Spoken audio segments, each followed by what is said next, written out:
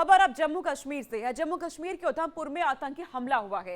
CRPF काफिले पर हमले में एक जवान की शहीद होने की जानकारी मिल रही है। आतंकियों की तलाश में सुरक्षा बलों का सर्च ऑपरेशन लगातार जारी है। पुलिस चौकी से 8 किलोमीटर की दूरी पर यह हमला होता है। जम्मू कश्मीर से ये खबर सामने आ रही है, जहां उधमपुर में आतंकी हमला हुआ है। सीआरपीएफ काफिले पर हमला किया गया है। एक जवान की शहीद होने की खबर है। लोगों में अब गुस्सा बना हुआ है। जिस तरह से आतंकवादियों की ओर से एक एक करके आतंकी घटनाओं को अंजाम दिया जा रहा है जम्मू कश्मीर में। जम्मू में इन दिनों लगातार इस तरह की घटनाएं हो रही हैं। जवान शहीद हो रहे हैं। सुरक्षा बल लगातार सर्च ऑपरेशन चला रहे हैं। आतंकियों का खात्मा किया जा रहा है। रमन सैनी हमारे साथ जुड़ चुके हैं, अधिक अपडेट वो देंगे। रमन, इन दिनों लगातार हम देख रहे हैं आतंकी हमले हो रहे हैं और खबर है कि उधमपुर में आतंकी हमला हुआ है। यहाँ से उनका बिल्कुल देखिए, जिस तरीके से जम्मू कश्मीर में चुनाव आयोग की तरफ से चुनावों की घोषणा की है, उसके बाद ये पहला आतंकी हमला जो है वो उधमपुर के इलाके में हुआ है और इससे कहीं ना कहीं आतंकवादियों ने अपनी मंशा जो है वो पूरी तरीके से स्पष्ट कर दिया है कि वो चुनाव को में जो है वो खून खराबा करने की मंशा से ही जम्मू कश्मीर के अंदर दाखिल हुए हैं और इसी को लेकर पहले से ही तैयारियाँ जो है वो सुरक्षा कर्मियों की तरफ से की गई। कल शाम करीबन 4:30 बजे के आसपास में ये जानकारी मिलती है कि उधमपुर का जो डुड्डू इलाका है, वहाँ पर चील एक पुलिस पोस्ट है, वहाँ से करीबन 8 किलोमीटर दूर जो जंगल का इलाका है, वहाँ पर सीआरपीएफ का एक गश्ती दल जो है वहाँ पर सर्च ऑपरेशन के लिए निकला था, क्योंकि जानकारी जो है वो जम्मू कश्मीर के अलग अलग इलाकों से लगातार मिल रही है कि आतंकियों की मूवमेंट जो है वहाँ पर देखी जा रही है और उसी मूवमेंट को सुनिश्चित करने के लिए जब सुरक्षाकर्मी और सीआरपीएफ के जवान जो हैं उस इलाके के अंदर सर्च ऑपरेशन के लिए निकले थे, तभी वहाँ पर M4 कार्बाइन से ये बताया जा रहा है कि स्कोप का मदद लेकर दूर से ही उन्होंने निशाना साधा है। सीधे हेडशॉट जो है वो उन्होंने किया है और इसमें सीआरपीएफ का एक इंस्पेक्टर है जिनका नाम कुलदीप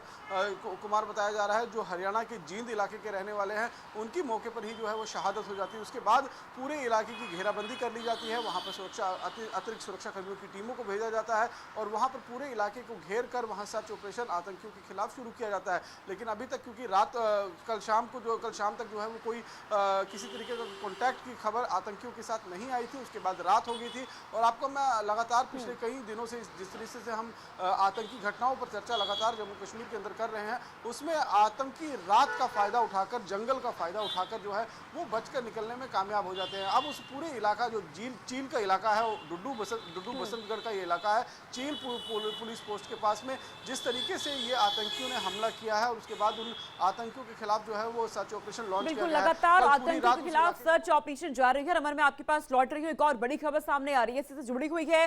जम्मू कश्मीर एनकाउंटर से जुड़ी ये बड़ी खबर आ रही है। उधमपुर के डुड्डू इलाके में सर्च ऑपरेशन लगातार जारी है।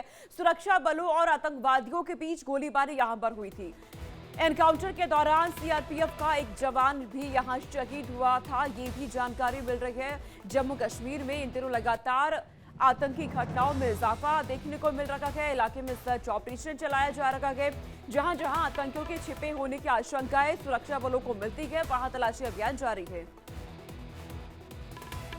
ड्यूटी का एक पार्ट है और बेशक ये दुखद होता है, but at the same time ये हमारा एक कर्तव्य है जिसको हम पूरा करते हैं। टेरेन को आप बखूबी अब जानते हैं, काफ़ी जंगल वाला एरिया, काफ़ी बिना रोड्स के, बिना नेटवर्क के एक पहाड़ी टाइप का एरिया है और यहाँ पे कई सारे चैलेंजेस हमें सामने आते हैं।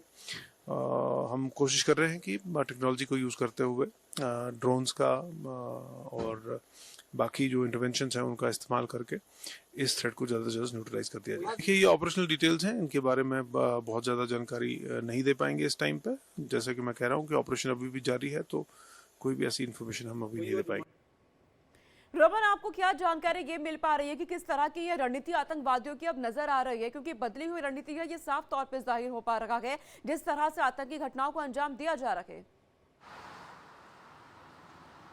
या देखिए, आतंकी जो हैं वो पूरी क्लियर कट एक माइंडसेट के साथ जम्मू कश्मीर के अंदर एंटर हुए हैं कि जम्मू कश्मीर में खासतौर पर जम्मू प्रोविंस जो आतंक जहां से पूरी तरीके से आतंक का सफाया हो चुका था, उसको दोबारा ब्लड बाथ वहां पर करना है। इसीलिए हम पिछले करीबन 65 से 70 दिनों से लगातार देख रहे हैं, करीबन 2.5 महीने का समय जो है वो बीतने वाला है जब जम्मू कश्मीर के अंदर लगातार आतंकी घटनाओं को इजाफा उसमें किया जा रहा है। और ये घटनाएं जो हैं वो शुरुआत हुई थी जब प्रधानमंत्री नरेंद्र मोदी ने 3.0 सरकार की शपथ ली थी। उसी दिन से रियासी के पोनी इलाके में जब बाबा शिव खोड़ी जोड़ी की यात्रियों से भरी हुई बस जो वहाँ आ रही थी उसे आतंकियों ने अपना निशाना बनाया था। और उसके बाद एक के बाद एक back to back terror attack जो है वो जम्मू प्रोविंस में देखने को मिले, चाहे कठुआ का इलाका हो, डोडा का इलाका हो, राजौरी का, रियासी का इलाका हो, हर जगह पर आतंकी जो है वो कहीं ना कहीं सुरक्षा कर्मियों को निशाना बनाने की कोशिश कर रहे हैं। रणनीति उनकी साफ है। अब रणनीति जो नई बनी हुई है उनके मुताबिक हिट एंड रन का जो है वो रणनीति अपना रहे हैं। गोरेला वारफेयर से ये आतंकी जो है वो पूरी तरीके से ट्रेंड है। इनको हाई लेवल, हाई दर्जे की जो है वो ट्रेनिंग दी गई है। और लगातार जिस तरीके से जम्मू कश्मीर में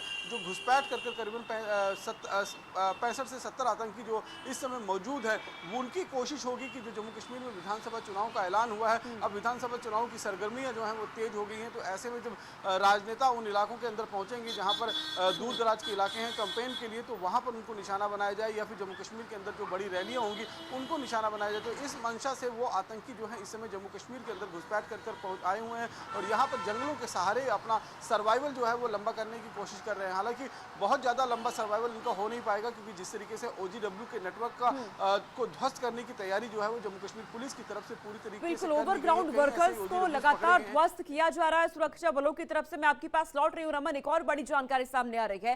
कश्मीर में आतंक के खात्मे से ISI अब परेशान नजर आ रहा है। ISI ने जम्मू में आतंकी वारदात को बढ़ा दिया है, जो पहले कश्मीर में नजर आता था। वही रणनीति आतंकियों के जम्मू में अब दिख रही है, पाक के नापाक मंसूबों को हालांकि भारतीय सेना लगातार नाकाम कर रही है। सुरक्षा बल आतंकियों का खात्मा कर रही है।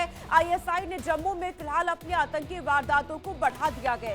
विधानसभा चुनाव होने वाले हैं, तारीखों का ऐलान हो चुका है, लगातार तैयारियां हो रही है और इन सब के बीच अब आतंकी जो एक्टिव नजर आ रहे हैं। लेकिन जिस तरह की रणनीति सुरक्षा बलों की भी रमन नजर आ रही है, जिस तरह की मुस्तैदी नजर आ रही है, कहीं ना कहीं अब ISI भी परेशान नजर आ रहा है, आतंकवादी भी परेशान नजर आ रहे हैं।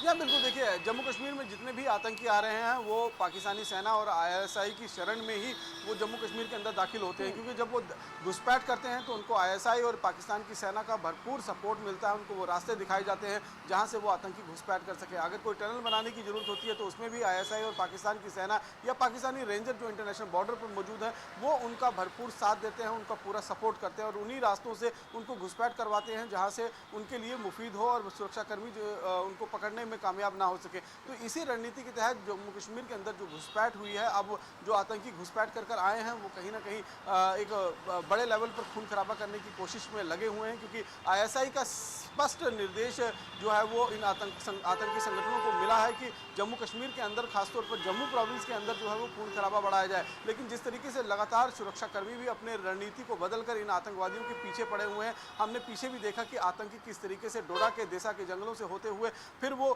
कोकरनाग, अनंतनाग में पहुंचते हैं। इनकी जंगल के बीच में से होते हुए ही एक जंगल से दूसरे जंगल अपनी जान बचाते हुए ये आतंकी जो है वो भागते हुए नजर आ रहे हैं। तो रणनीति जरूरी सुरक्षा कर्मियों ने भी अपनी बदली है और उसी रणनीति के तहत अब जिस तरीके से एडिशनल फोर्सेस की डिप्लॉयमेंट जम्मू कश्मीर के अंदर की गई है, चाहे भारतीय सेना की करीबन 3500 अतिरिक्त जवानों की तैनाती की गई हो, आसाम राइफल्स के 2000 जवान जो हैं वो यहाँ पर जम्मू कश्मीर के अंदर तैनात किए गए हैं, CRPF के जो कोबरा कमांडोज हैं, जो जंगल वारफेयर, जो नक्सलवाद के इलाके के अंदर कोबरा कमांडोज जो तैनात होते हैं, जो जंगल वारफेयर में जिनको महारत हासिल होती है, उन